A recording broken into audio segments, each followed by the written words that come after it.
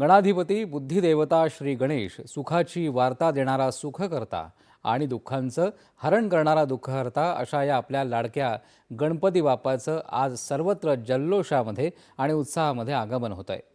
आपल्या बाप्पाच्या स्वागतासाठी गेल्या काही दिवसांपासून फुलं, मखर आणि सजावटीच्या इतर वस्तूंनी बाजारपेठा अक्षरशः सजल्या आहेत। ढोल ताशांच्या गजरामध्ये मंडपामध्ये दाखल झालेल्या गणेशाच्या मूर्तींची आज प्राणप्रतिष्ठा होणार आहे।